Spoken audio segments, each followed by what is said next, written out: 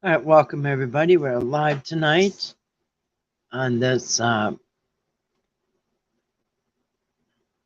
Sunday evening, August 6th, 2023. And it is now 9:06 p.m. and we're live on this beautiful Minnesota evening. And chirping from the frogs and the crickets, and beautiful day and a beautiful evening. But tonight, as you can see by the title, we are debunking Bible Mandela effects very easily. Brian Stavely asked for people to show what the trick was, show the magic trick. Well, tonight I'm going to show the magic trick. I'm going to show you the magic trick, how the people are thinking the Bible's changed, but it's not. Couple tricks. Anyway, pretty easy to do, and I'm probably not going to take long before I jump into it. Sunday nights, we are usually pretty quiet in here. It's probably the slowest night of the week as far as live streaming. I'm gone every night since 2017, and Sunday's usually pretty quiet. So anyway, not going to be chit-chatting with in the chat too much, because there probably won't be that many people. So I'm going to give it a second here. And I may have to get me some water.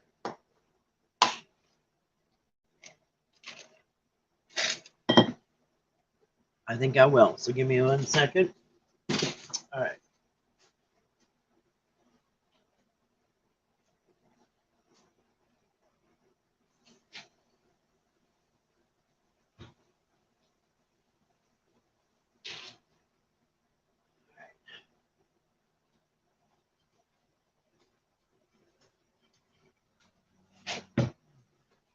All right, so some fresh water out of my well. I love it. Clean, fresh water. So, a few of them that I'm going to go over tonight. I know that there's probably a lot of them. I don't know. I don't keep up with it, but the ones I keep hearing over and over, I'm going to address.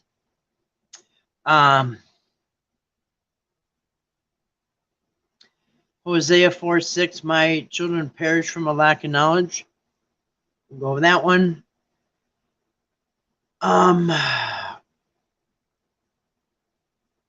Let's see, Matthew 18:20, when 2 or 3 are gathered, very easily debunked. Isaiah, I think it's 11:8, the wolf and the, is it the wolf and the lamb, or is it the lion and the lamb? Well, we'll find out. We'll debunk that one.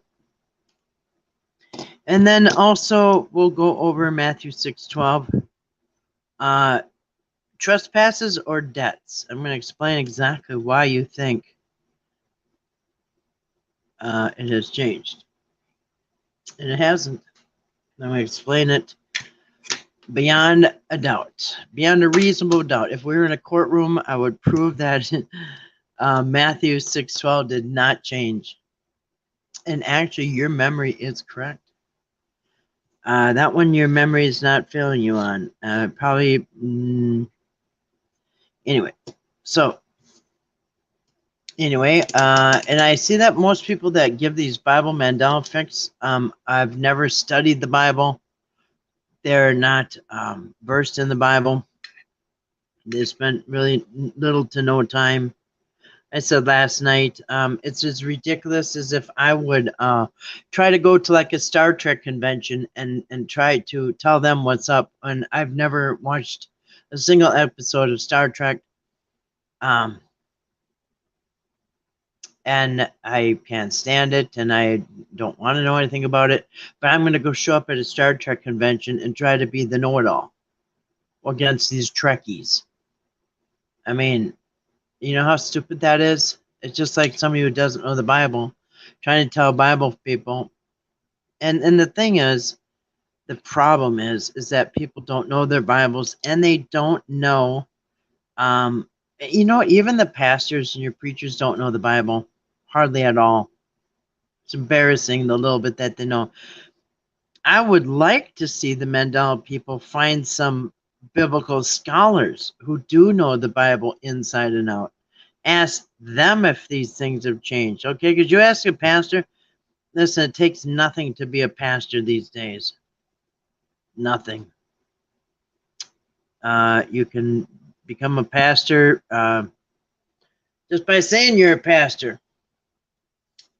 And you can get an official certificate very quickly.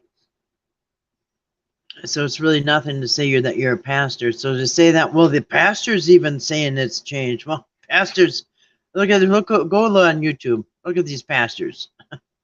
Yeah. They're not experts.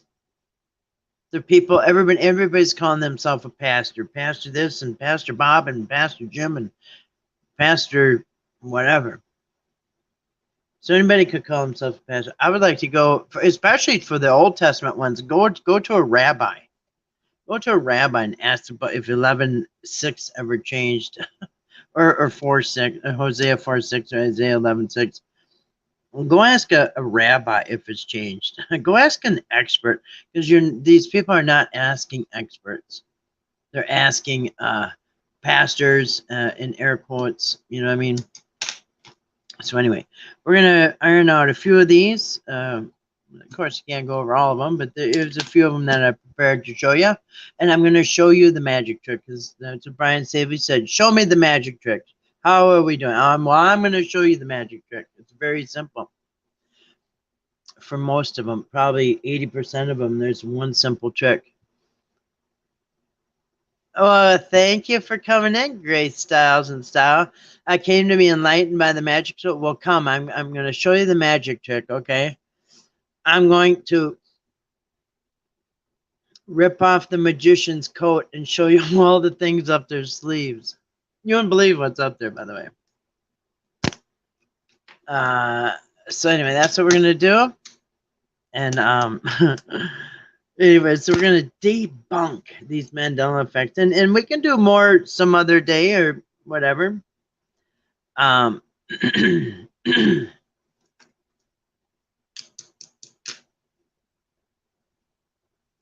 right, so debtors, trespasses. That's an easy one. That's an easy. Debts and debtors. Yeah, that's what it is. Anyway, that's easy. These are all very easy to debunk if you know your Bible. But if you don't, and you're just pretending because you heard everybody else say it, then you don't. Then you just, yes, it is. Right?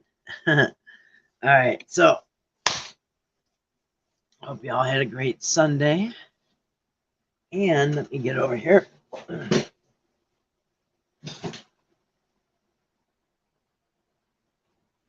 All right. All right, because I'm going to show you the magic trick, all right? I love the sound of crickets in the summer, or frogs, or whatever they are. I don't know. Sounds of summer.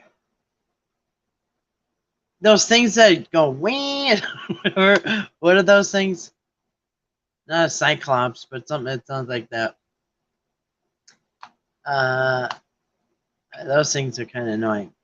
I haven't heard one of those in a while. Actually, I haven't heard those in the city. All that noise can be coming from one little bug. Rubbing his legs together. I don't know what he does. Anyway. So, I do too. The crickets have been singing so loud the past week. Yeah, they are. Really good. Yeah, they're really loud right now. Yep.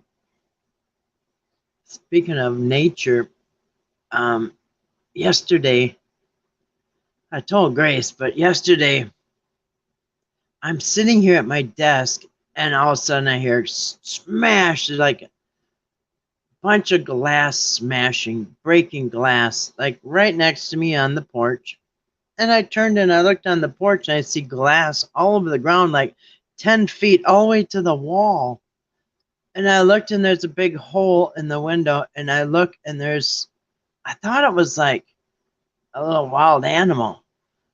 it was a bird, and it came and it busted through all the way through the window, straight through the porch, hit the far wall, bounced, and it landed in a container. He landed in a ceramic pot, an empty ceramic pot. I think it was a falcon. I think it was a falcon. It was giant. This thing was big, man. That's what I thought when I saw it was flopping. And oh, it was so bad. It was horrible. But anyway, that was crazy, man. I've had birds hit the window.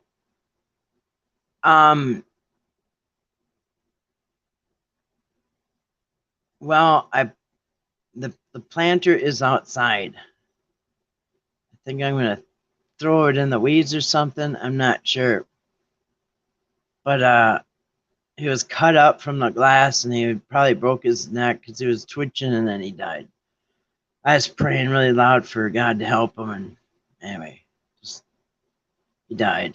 And I want to make sure he's dead, because I'm gonna do something until he make sure he's dead. So anyway, it might have been I don't know, it was big, and it like I said, came right through the window, and I have a table out in my porch, and it had a bunch of planters on top of that table, and it knocked all the planters off onto the ground. Everything off that table got cleared off and hit the wall. I don't even know what happened, but somehow it bounced off way to the left about 6 feet and ended up in a planter. This tiny little planter. Like, oh my goodness. I can't believe how fast that thing must have been going, 60 miles an hour. I don't even know. I've never had a bird break through my window like that. It's insane. Felt bad for the little thing. Anyway, so it's supposed to mean that it's a message from above that something bad's going to come to an end, and I'll have a brighter outcome. I don't know. I hope so. I hope it was a good omen message. I don't know about the landing in the pot, in a planted pot. I don't know. That was like, what are the odds of that, man? It's like throwing a bird and it lands in a. I mean, what are the odds that thing hits a wall and then goes to a whole different direction and ends up in a pole barn resolution? I hope so. I hope it's my garage resolution. I sure hope it is. I hope it is. That's been going on 3.5 years. I've had about enough of that. Oh, lawyers' fees and just stress. Unbelievable. I'm hoping to get some kind of settlement. I don't know. We'll see. I just am not getting my hopes up anymore. It's hopes up, hopes down, hopes up. It's been 3 years of a roller coaster bull crap. Anyway, I'm going to get back to the debunking stuff. So, yeah, it was crazy, though, how that thing came through. I'll take a picture of the thing because I really didn't want to deal with it. I was kind of freaked out. I thought, well, maybe if I just throw them in the weeds, like other things can eat them. You know what I mean? It won't go to waste. It won't be in vain. Plus, he sent a message. I mean, it's cost him his life to come tell me something. Anyway. All right. So, anyway, we're going to get to some of these Mandela effects. I hope so. I hope so. I pay attention when birds do weird things, because I've had a lot of messages with birds that came true. So I pay attention when a bird does something. Like smashed through my window and comes into my house and dead. A giant bird, dude. It's a big one. No little canary, not even a robin, man. This thing, like I said, at first it went into the planter.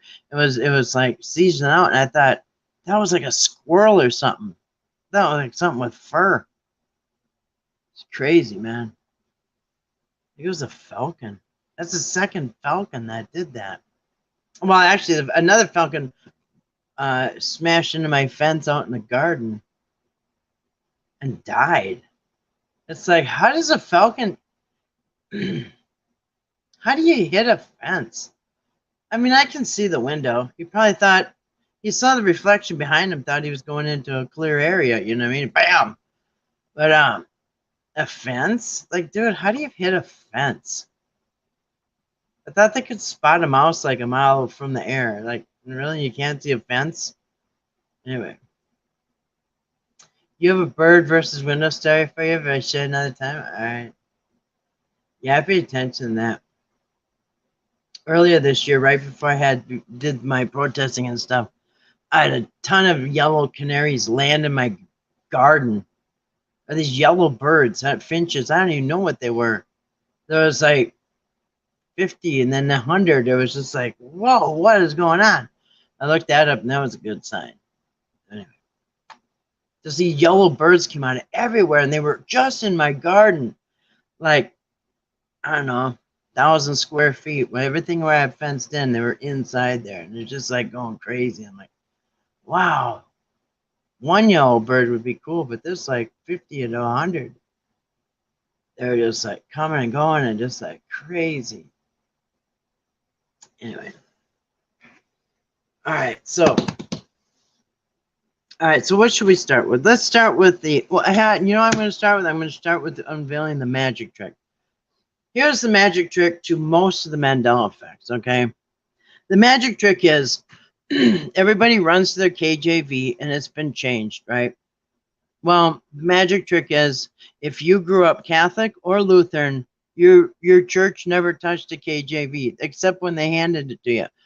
Now, I grew up in a Lutheran church and I did not know what Bible they were reading out of, but when I went to confirmation, 7th, 8th, 9th grade, we read out of King James Bible for Bible study, and then when I got confirmed, I got a King James Bible.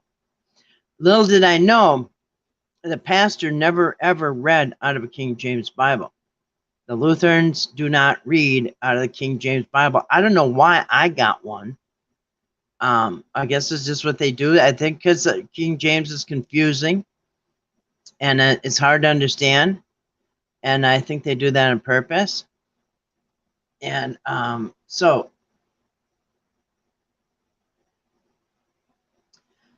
if you grew up in a Lutheran or Catholic, which all these people I seen in the comments on these Mandelas said, I grew up my whole life and went to catechism. I was a Catholic, went to Catholic school. I know it used to say trespasses. Well, you're right. And if you're Lutheran, yeah, you were taught trespasses too. You were not taught out of a King James Bible. That's the trick, and I'm going to show you. As a matter of fact, I challenge any of you that don't believe me, call. Well, here, you can just look it up, but you can call your Lutheran and your Catholic churches and ask what Bibles they read out of. It's never been the King James ever. They might have handed you one, and it's just what they do. But I'm going to show you real quick. So, we're going to start with the Lord's Prayer, okay? The trespasses, debts, and debtors. Now, if you look up the King James, yeah, it says debts and debtors, okay? In fact, let's see, what is that? Well, it's Matthew 6:12, but it's also in Luke. It's repeated in Luke 11:4, which nobody mentions, but it is repeated. All right, so let me pull these up. I got a lot of tabs. Hopefully they don't take forever each one to pull up. Come on, you. All right, which one are we pulling up? Matthew 6:12. All right, let's pull it up. Matthew 6:12. Now I'm going to show you if you're a Catholic or Lutheran. You grew up without a King James. You were not taught from the King James Bible. Your pastor, your preacher, your reverend did not have a King James Bible, period. And in fact, Here.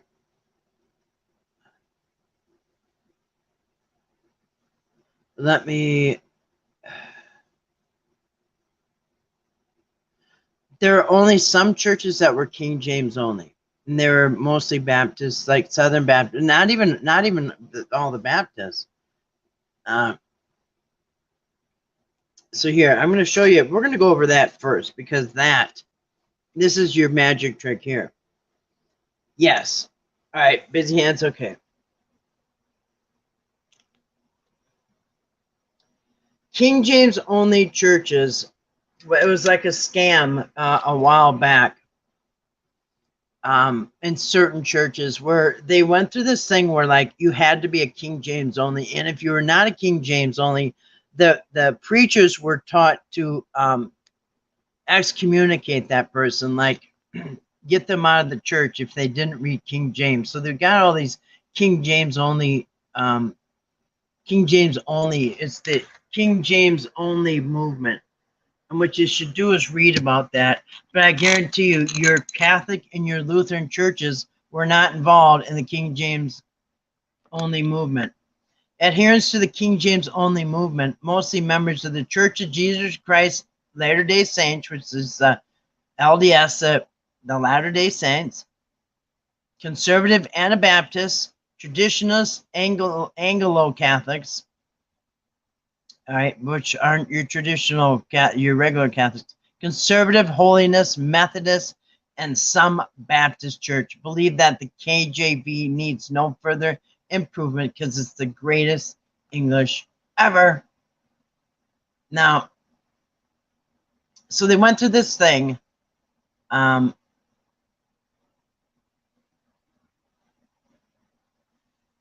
So what Bible does Lutheran pastors read from? Now you can call up your Lutheran pastor and find out. The English Standard Version. Our national church body, the Lutheran Church Missouri Synod, chosen ESV. Let's see. What Bible version does the Lutheran Study Bible? NRSV. This is the one that you're going to see almost all the time. All right, NRSV. Remember that. Do Catholics and Lutherans use the same Bible? Catholics and Protestants have the same 27 book New Testament. Differences between their, in short, Catholics have 46 books, Protestants have 39. So they still have their, all right, what Bible do Lutherans use today? The Evangelical Heritage Version, okay? They've never used the King James Version. All right, your Lutheran pastor never read out of a King James Version. Your Catholic priest never read out of a King James Version.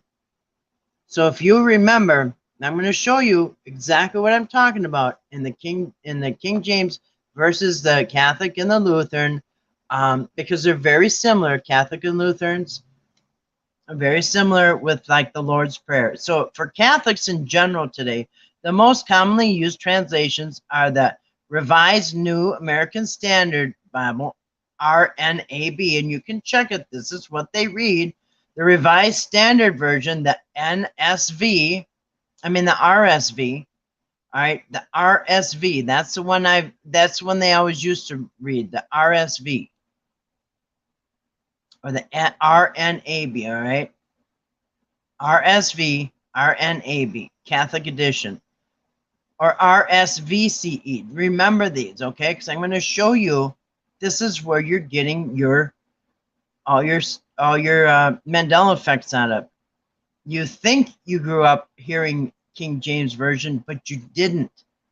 Catholics grew up with the RSV, the RSVCE, and now the RNAB, all right? And the Lutherans grew up, I already knocked that tab down, but you saw it. Now I'm going to show you exactly about the I'm going to show you about the Lord's Prayer. Now, I grew up from, well, 7 years old. I was baptized. I remember the day in a Lutheran church. And actually, my little sister was a baby and she got baptized. We both got baptized. And I remember right away knowing the Lord's Prayer because everybody, every week in church, we chanted it like, Our Father who art in heaven, hallowed be thy name. It was like totally monotone. It was kind of chanting. But anyway, it was easy to memorize. So as from 7 years old, I had that memorized. Now, here you go. What Bible does the Lutherans use? NRSV. I remember these. So the NRSV, if you're Lutheran, and if you're Catholic, Catholics are the RSV, RSVCE, and the RNAB, or the Jerusalem Bible. All right. So if you're Catholic, that's what you do. Now, if you grew up in a Catholic or a Lutheran church, you recited the Lord's Prayer. It was not out of the King James Bible. It was out of one of these Bibles, whether you're Catholic. All right, so let's look at the Lord's Prayer. If you were, let's see. If you were, here, if you're Lutheran, right here. If you're Lutheran, this is the Lord's Prayer that you grew up with. Well, actually, yeah. Lutheran Lord's Prayer, yes. I'm loading up a bunch of stuff, so it's going to take a second. And I'll show you the versions that you grew up with. Because everybody in these comment sections are saying, well, I grew up in Lutheran church, or I grew up in Catholic church. I know what it said. It said trespasses. I know. It did. You're right. But you were not reading out of King James Bible, were you? You were chanting it with everybody else. Or reading your RSV. The Lord's Prayer, the Lutheran Lord's Prayer. Got that? Lutheran Lord's Prayer. All right? The Lutherans, look up any Lutheran site, Lord's Prayer Lutheran, and this is what you're going to get. Our Father, who art in heaven, hallowed be thy name. Thy kingdom come, thy will be done on earth as it is in heaven. Give us this day our daily bread, and forgive us of our trespasses, as we forgive those who trespass against us. And lead us not into temptation, but deliver us from evil. And we used to say forever and ever, amen. See, there's your trespasses. There's your trespass, okay? Yes, so yes, if you grew up in a Lutheran church, yeah, you did say trespasses. That was the Lutherans' version, okay? Magic trick exposed. And let's see. And so if you go online, that's why you're going to see trespasses. Trespasses, why? Because this is the Catholic and the Lutheran version. Here, I'll just show you. Trespasses. Trespasses. Trespasses, okay? This is the Lutheran version, all right? If you're Lutheran, that's what you grew up on. Now, if you're Catholic, you grew up with the Catholic Lord's Prayer. All right? You did not grow up with the King James Version Lord's Prayer. If you were in Catholic. All right, now let's see how the Catholics said it, okay? The Catholic Lord's Prayer. All right? They never read out of the King James. So that you got to get out of your head, because they did not. So everything you remember is true. The Catholics say it, Our Father who art in heaven, hallowed be thy name, thy kingdom come, thy will be done on earth as it is in heaven.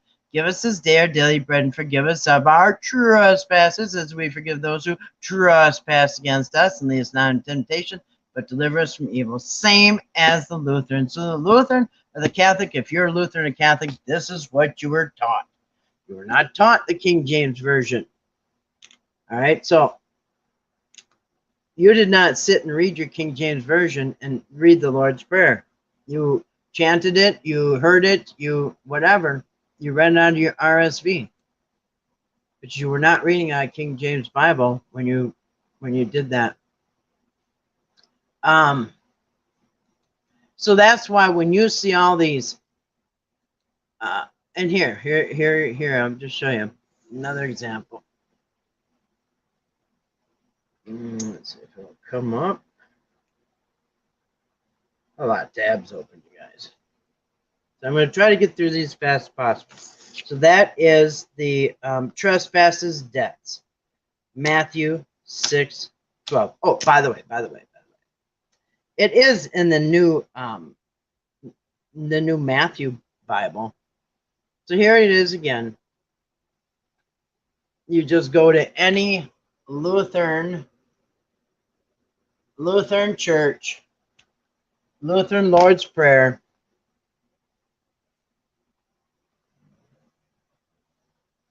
Forgive us of our trespasses. All right. For those who trespass against us. All right. They explain each one. And yes, trespasses is sins. That's different ways. But you weren't reading the King James. So yeah, that's why they say, go right now. Go get your King James. I bet it doesn't say trespasses. No, because it never did. That's your magic trick. The fifth petition. Forgive us of our trespasses as we forgive those who trespass against us. Lutherans, Catholics, this is how you were taught. All right. Lutherans, Lord's Prayer. Yeah, if you just look up Lord's Prayer, you're going to get a Catholic or a Lutheran 9 times out of 10 that says trespasses. But if you go to, let's see, 18, what is it? Here, Matthew 6:12. So if you go to, so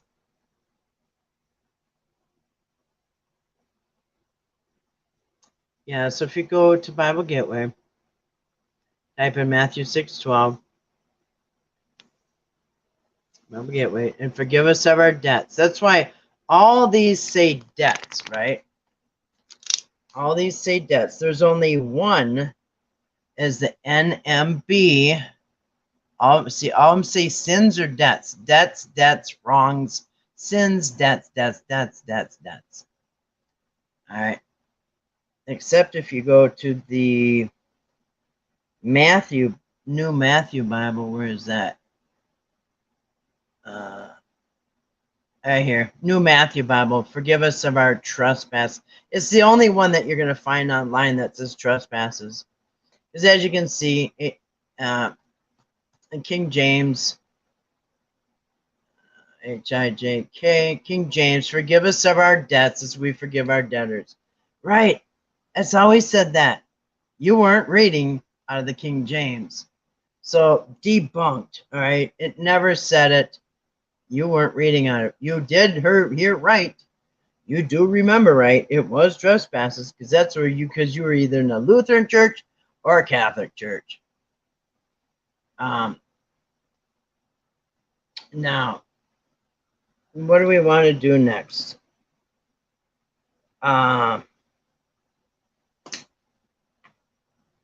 Another easy one is the Lion and the Lamb. Oh, this one blows everybody away. Why would it?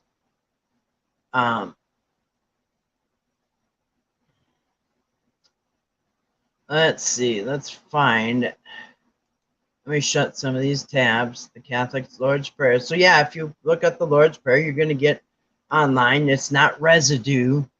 It's actually called Catholics and Lutherans Lord's Prayer. It says it might not say that, but that's what it is. dogs. All right. Which one are we doing? Isaiah 11:6. The wolf and the lamb. Now, people think that this has changed, the lion and the lamb, to wolf and lamb. No, it's always been wolf and lamb. What people always think, let's see.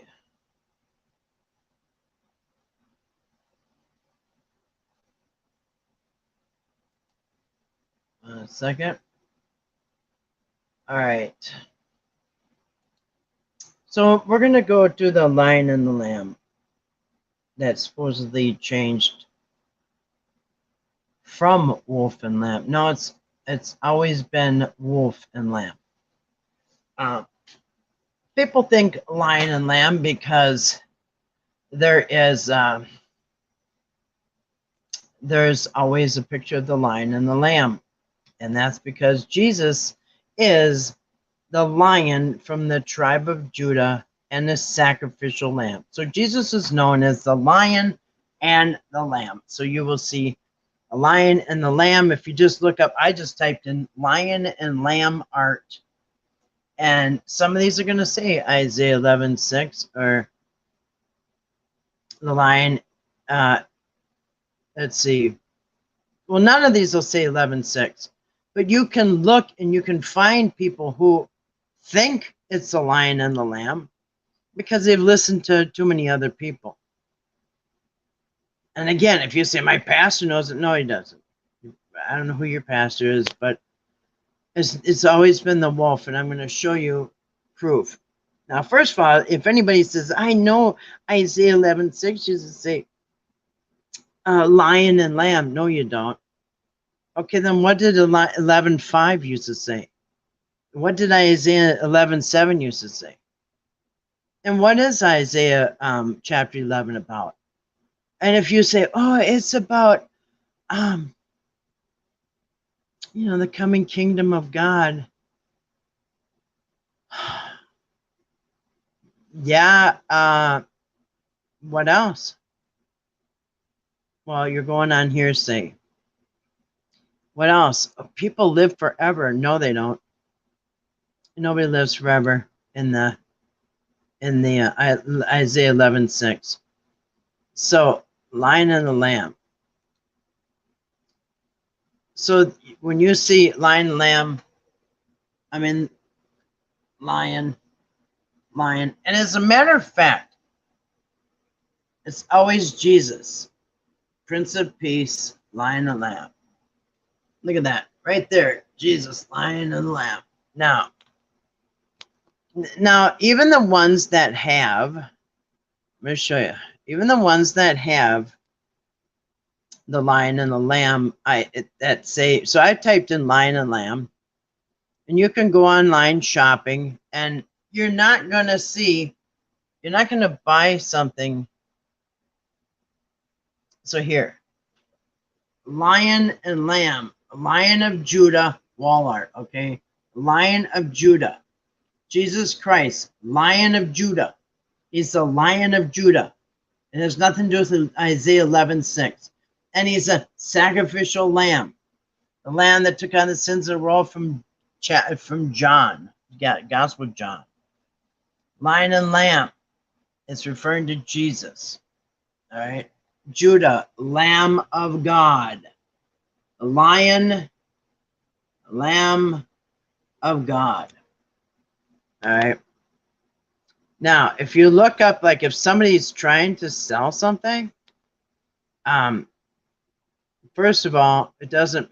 So here you got to say, so yeah, you can look up Isaiah, but I'm going to show you how wrong they are. So you got to ask yourself, okay, is everything else wrong and the pillow is right, or is everything else wrong and the sticker is right?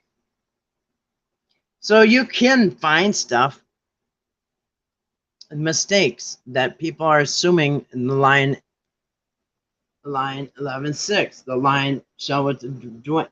But some people, let's see, And what they're doing is they're trying to turn this into a lion will dwell with here.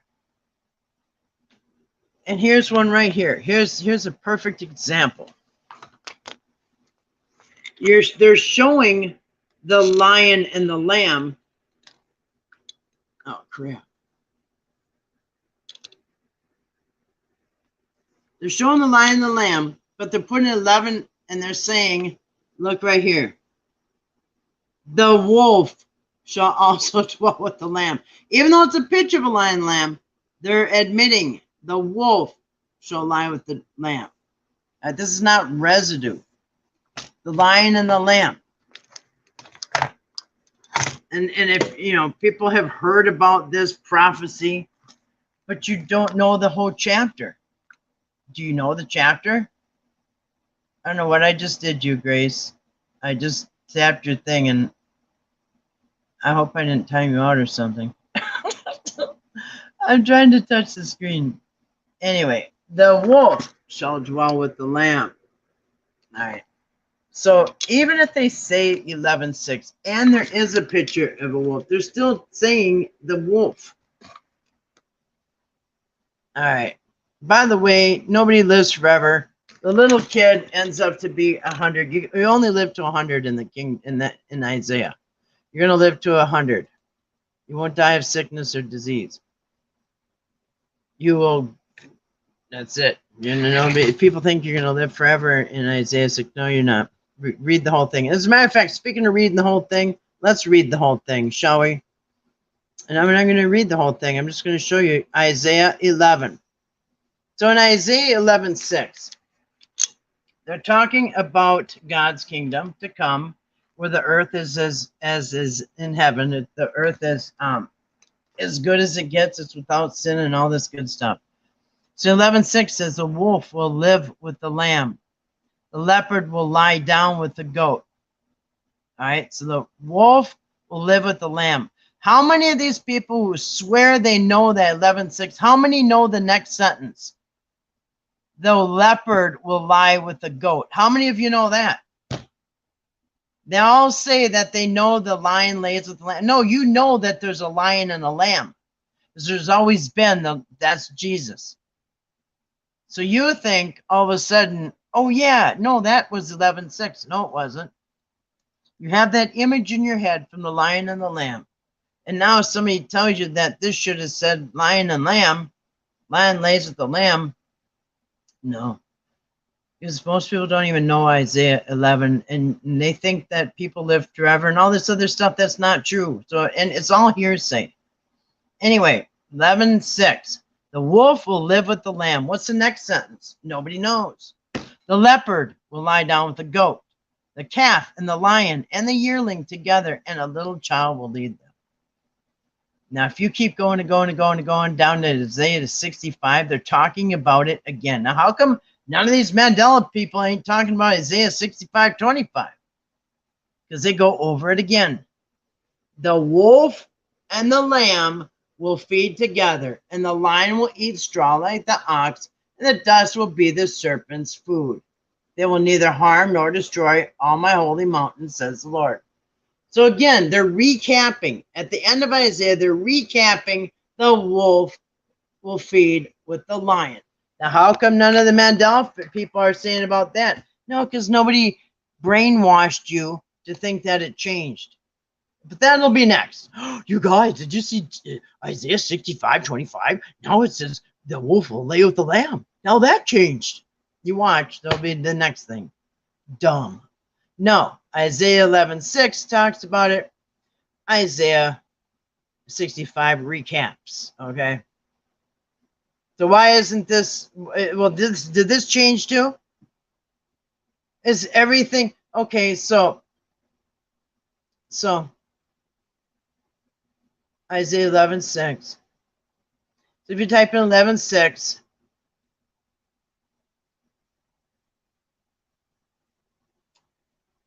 All right. You get stuff like this. You get stuff like that.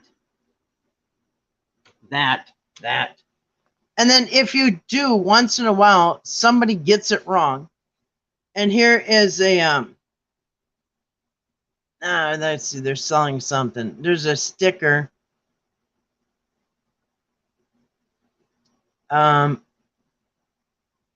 Okay, here's a button you can buy. You can buy a button. Now, is the button right and everything else is wrong? Is the button that you can buy right and everything else wrong? Or is the button wrong? I'm sorry, it's a shirt. It's T. Maybe it's a T. I don't know. T-shirt. They're selling something. So is the T-shirt wrong? Or the button or whatever they're selling? Is this wrong? Or is and everything else is right? Or is everything else right and the button is wrong? Is the Bible verses wrong and the button's right? Are we going to give the button more credit than everything else? Wow. Still here? And if you look up things to buy for, so just type in 11 statue art, and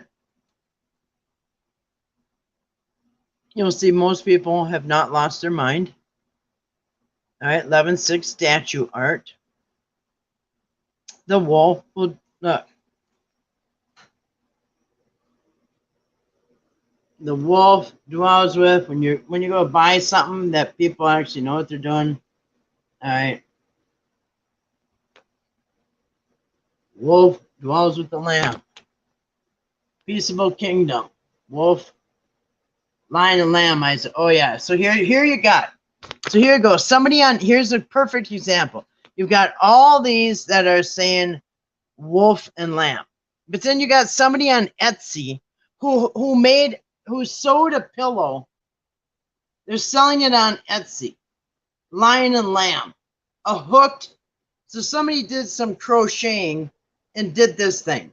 They want, without even knowing, right there, there's somebody who's listening to other people and not reading their Bible. Because if you had, you would have known that there's no way.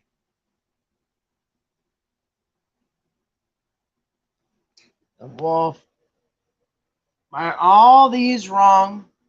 Are all these wrong? And the pillow's right? Or is the button right and everything else wrong? All right, what else we got? Debunked.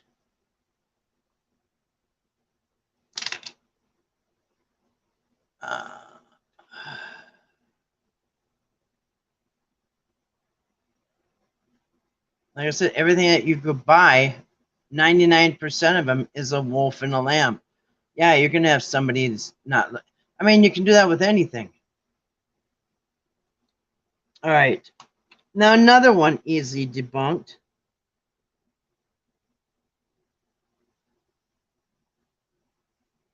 Is the 2 or 3 gathered. That one's real easily debunked. All right.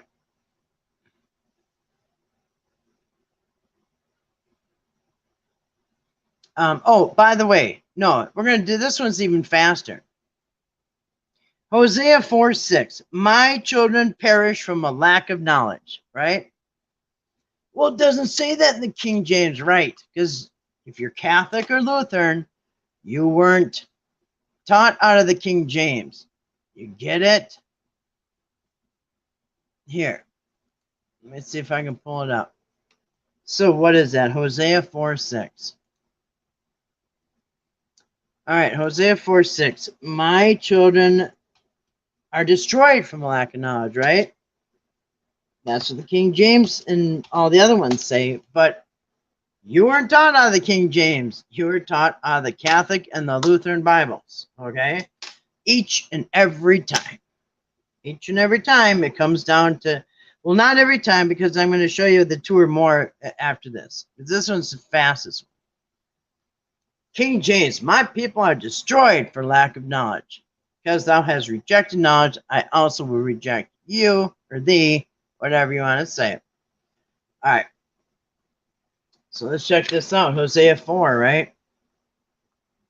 4:6. My people are destroyed for lack of knowledge. Now, if you go on this Bible Gateway, in case anybody doesn't know, just type in, go on Bible Gateway, type in Hosea 4:6.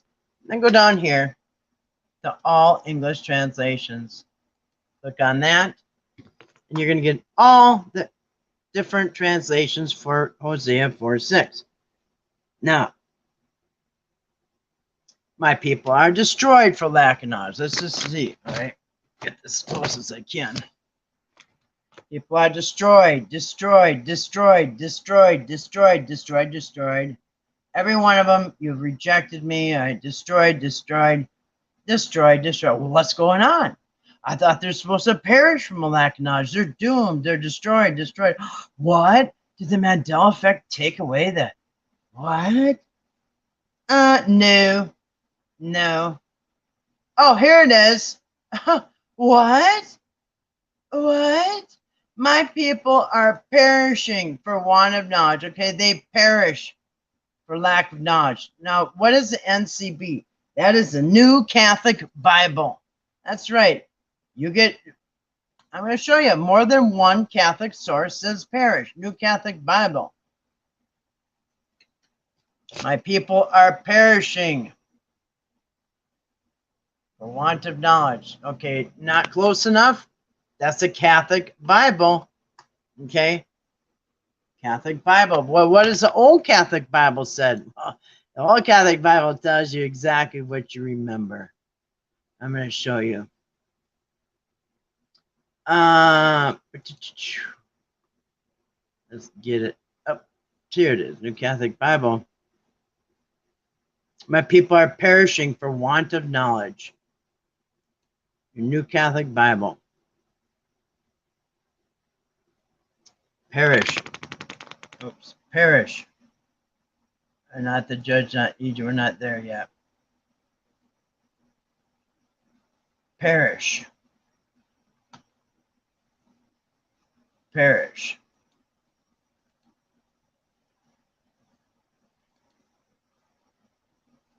Which one is it? Matthew.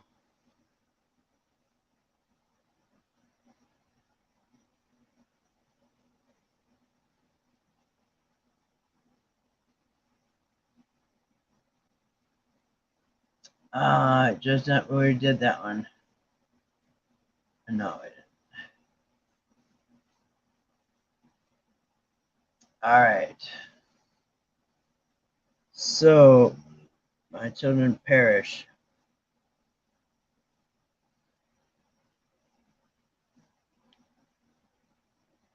All right. Lamb.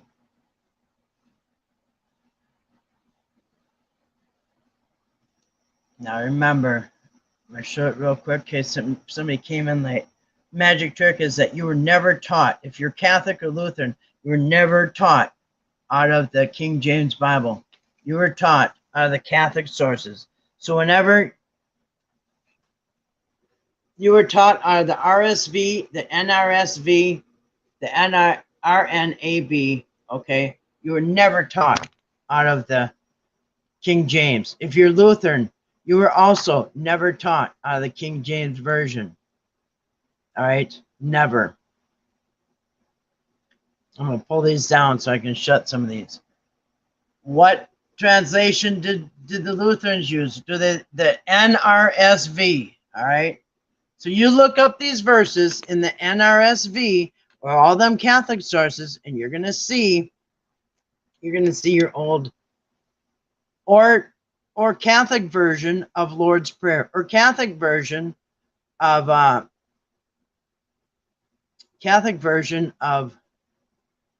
Lord's Prayer, Lutheran version of Lord's Prayer. You're going to see what I'm talking about.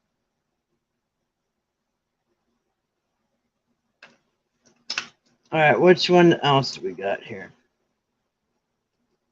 2 or 3. That's an easy one to debunk.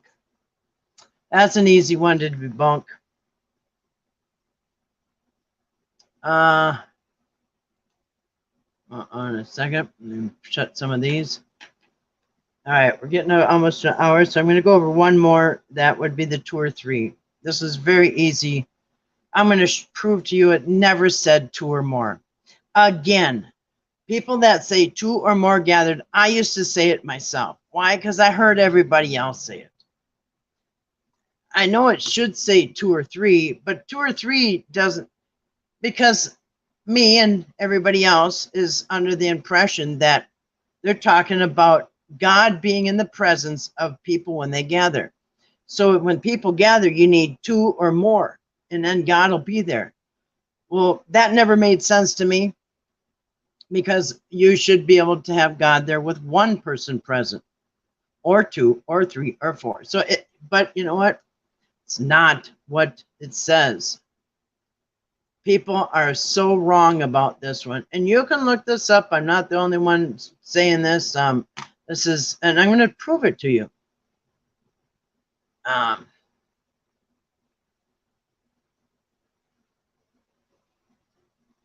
So this here, Matthew 7:11. No, Matthew 18:20. For when 2 or 3 are gathered, when 2 or 3 are gathered, all right. Now, sometimes you'll see 2 or more. That is wrong. There are wrong translations. Now, why would somebody think that's the right translation, but the 2 or 3 is wrong? Because first of all, people think this is what it means. Where 2 or 3 people are gathered in his name, there he is among them. So it takes like 2 or 3 people. Yeah, because God can't hear just one person, right? You need at least 2 or 3 people, and then God will hear you. No.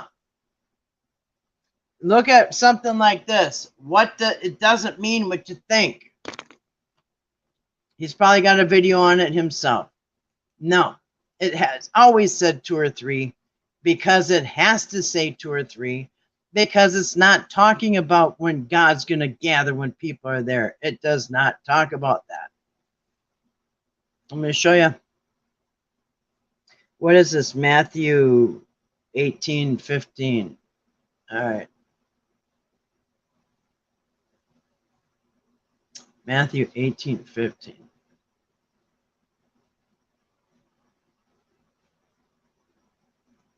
Oh, Matthew 20. I'm sorry, 18:20. All right. Here we are at Bible Gateway again.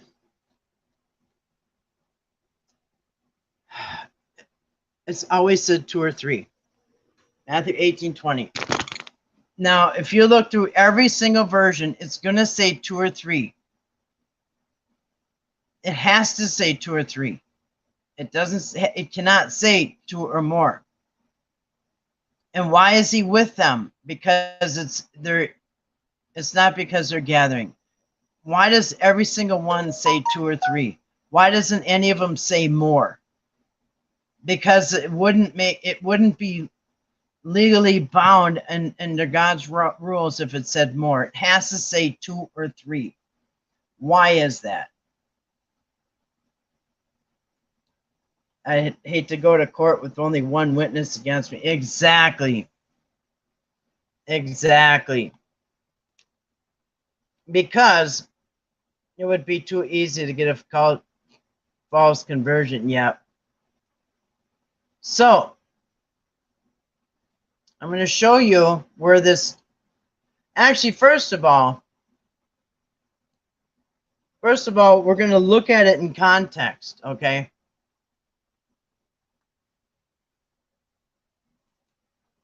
Matthew 18 in context. We're not going to take one little sentence out. Matthew 18 in context. We're talking about when 2 or more are gathered. So Matthew 18, temptations to sin, parable of lost sheep, brothers and sisters, sins against you. Here's what it is. So in this section, this is where you get your Matthew 18, verse 20. If your brother sins against you. This right here is about somebody in the church that is not, well, that's sinning against people. All right. So this isn't about people gathering to have God visit with them. If your brother sins against you, here's the section that 18 and 20 is regarding. As a matter of fact, here is 18:20.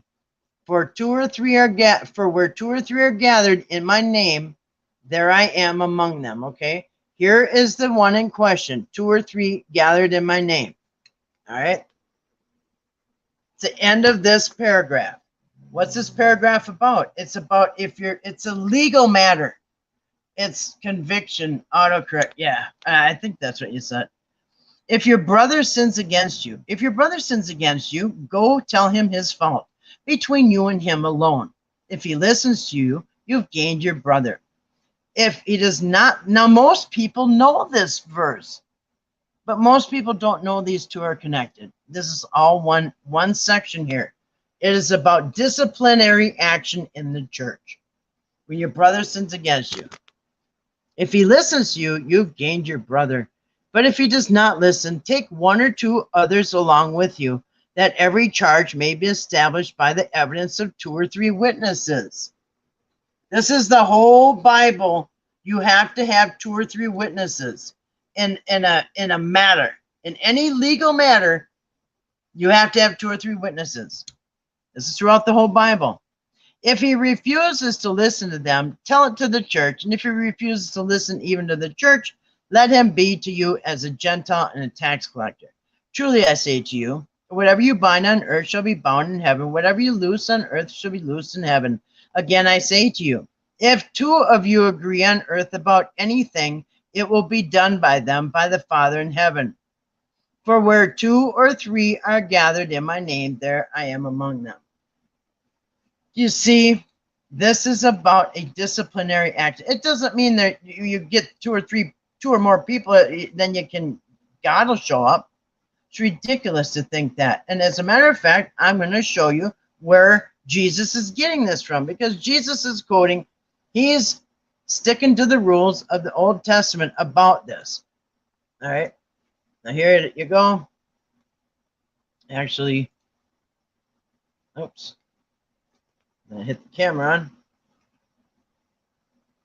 So you can look up all kinds of Bible verses about the whole Bible. Is anything that where you have an issue, like a social or legal matter, always have to have 2 or 3 witnesses, okay? 2 or 3 witnesses. It's in Deuteronomy. A single witness shall not suffice against a person on any crime or any wrong connection that he committed. Only the evidence of 2 witnesses or 3 witnesses shall charge be established. Do you understand? They're talking about you cannot do anything without 2 or 3 witnesses. That's what oh, look what's here. Oh, ding dong, who's here? Matthew 18:16. But if he does not listen, take 2 or 3 others along with you. All right?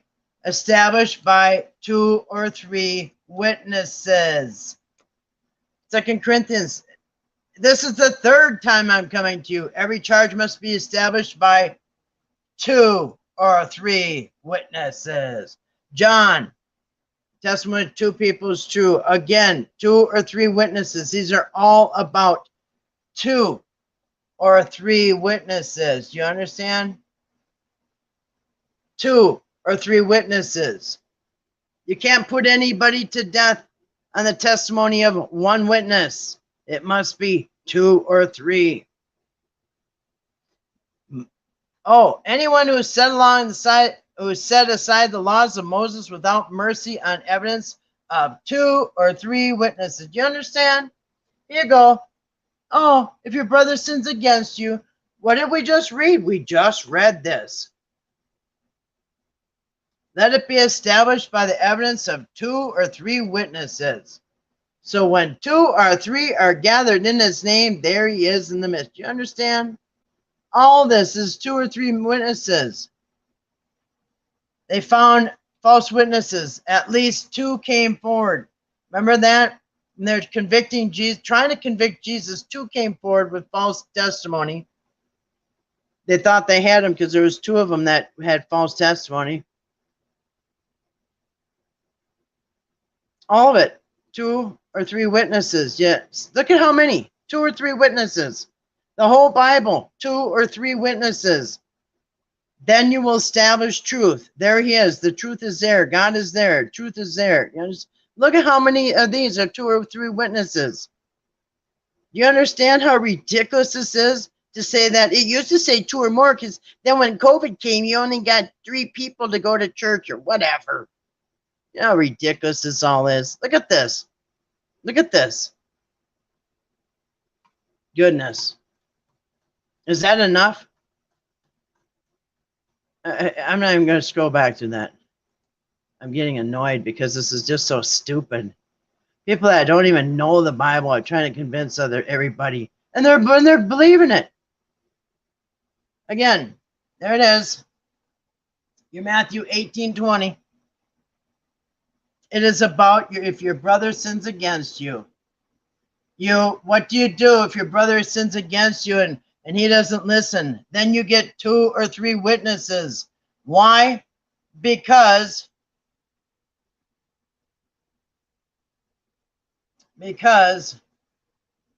when 2 or 3 are gathered, the truth is there. You understand? That is so easily debunked. 2 or more. Then God shows up, and you don't have to, because of COVID, you don't have to go to church. And yeah, I mean, they're like knocking their heads together. Total idiots. But I won't. I'll just put this out, and but that's enough for today. What did I do? 4 of them? 1, 2, 3, 4. Yeah, that's good enough. People get the point. Just nonsense. You were raised Catholic or Lutheran. Yeah, your memory's right. It was trespasses. That's what you get taught. Lord's Prayer every week. Our Father who art in heaven, hallowed be thy name. Trespasses. Yeah. Anyway, I hope this helps somebody, because it's so annoying to listen to this. People who know nothing. And then, oh yeah, Isaiah 11:6. What did you like? Okay, so what about Isaiah 65? Huh? Right, because it says wolf and lamb there too. Wait, we gotta go check on that. Yeah, that changed too. Right, because you remember snuggled up in your chair, reading your Bible, and always pointing at 11:6, saying, "I love the lion and the lamb part." Yeah, that's what you did. And then all of a sudden one day it was changed to a wolf, and you thought it was the end of the world. You're in a different dimension, maybe a different, I don't know, galaxy or something. Puff, puff, pass. Time to put the bong down.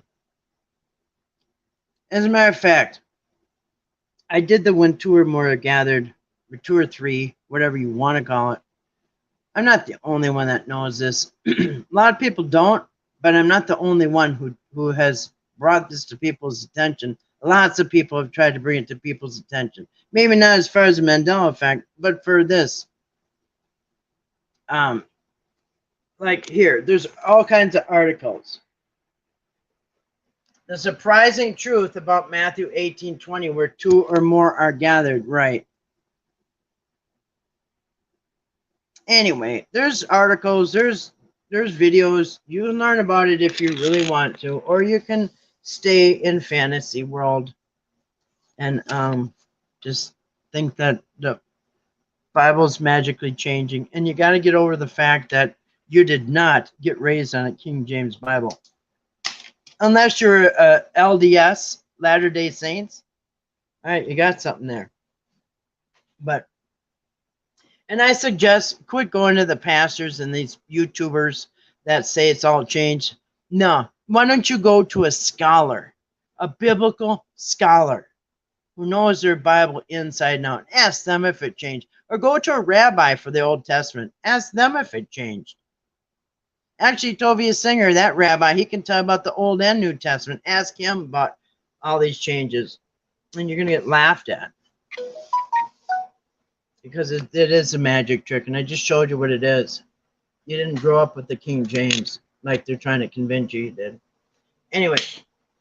All right. Well, I'm going to say goodnight. Get off of here. I think I'm done. All right. So anyway, good night to Grace and anybody else that came in. If you're listening on the replay, thanks for listening on the replay. Don't fall for the Mandela effect Bible changes.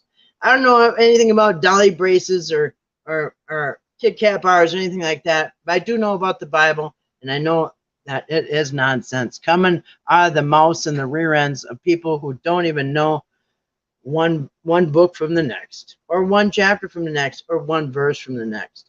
Too many people claim on false prophets. Whether it's Mandela or false prophets to make their dreams and date setting like Mark Hart. Exactly. And you know what?